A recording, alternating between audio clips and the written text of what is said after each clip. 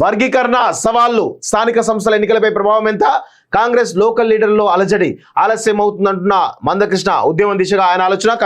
కమిషన్ల తీర్పుతో అసంతృప్తి, అవకాశాలు చేజారుతున్నాయనే బాధ, జాప్యంతో మరింత అన్యాయం అనే డౌట్, ప్రతిపక్షాలు టేకప్ చేస్తాయనే సందేహం, మాదిగ కమ్యూనిటీ నేతల్లోనూ చర్చలు, లీగల్ చిక్కులు రాకుండా ప్రభుత్వం చర్యలు. అందుకే cabinet sub committee, judicial commission ముందు జాగ్రత్త చర్యలు భాగమేనన్న సర్కార్ స్పష్టీకరణ.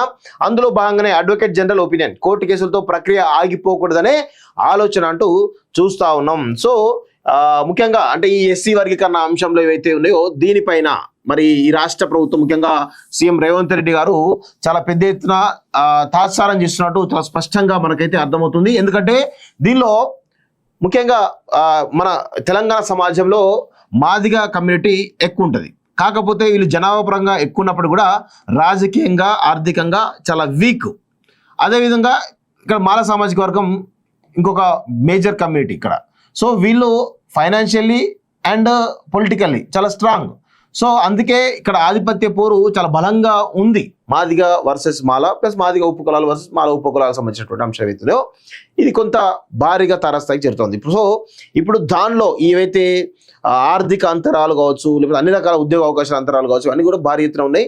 సో మాల సామాజిక వర్గానికి అత్యధికమైనటువంటి బెనిఫిట్ పొందుతూ ఉన్నారు. మాదిగ సామాజిక వర్గం అత్యధిక జనాభా ఉన్నప్పటికీ కూడా ఎక్కడ కూడా బెనిఫిట్ పొందట్లేదు అనేటువంటి దాంట్లో చాలా పెద్ద ఎత్తున ఉద్యమాలు జరుగుతాయి 34 నుంచి అందరూ కూడా తెలుసు.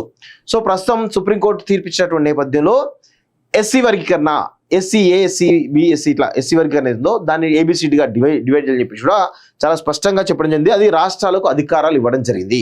సో ఇప్పుడు ఈ రాష్ట్రంలో ఉన్నటువంటి ఎస్సీ వర్గీకరణ విషయంలో మాదిగ వర్సెస్ మాలకు సంబంధించినటువంటి ఏవైతే ఈ వర్గీకరణ ఏదో చాలా స్పష్టంగా చేయాల్సినటువంటి అవసరం ఉంది. లేకపోతే మాదిగలు ఇప్పటికే కొంత దూరం అవుతారు కాంగ్రెస్ పార్టీకి, మరింత దూరం అయ్యేటువంటి అవకాశం కూడా ఉంది. సో ఖచ్చితంగా ఇది కనుక వర్గీకరణ కనుక చేస్తే మాదిగ అదేవిధంగా ఏవైతే ఉపకులాలు అవుతున్నాయో అవి కూడా కొంత మేర బెనిఫిట్ పొందేటువంటి అవకాశం ఉంటుంది. వాస్తవంగా అంబేద్కర్ చెప్పినట్టు ఏంటంటే సమానత్వం రావాలి, ఆర్థిక సమానత్వం, సామాజిక సమానత్వం, ఇవన్నీ కూడా వచ్చినప్పుడే నిజమైనటువంటి స్వాతంత్రం మనకి వచ్చి చెప్పి ఆనాడు అంబేద్కర్ చెప్పడం జరిగింది. కానీ ఇప్పుడు కొంతమందికి రిజర్వేషన్ ఫలాలు అందుతూ మరికొంతమంది అసలు రిజర్వేషన్కి దూరంగా ఉంటూ అనేక రకాలుగా ఆయా ఇప్పటికి కూడా ఆ వివక్షను అనేక రకాలుగా అనుభవిస్తూ ఉన్నారు, ఆ వివక్షకు గురవుతూ ఉన్నారు.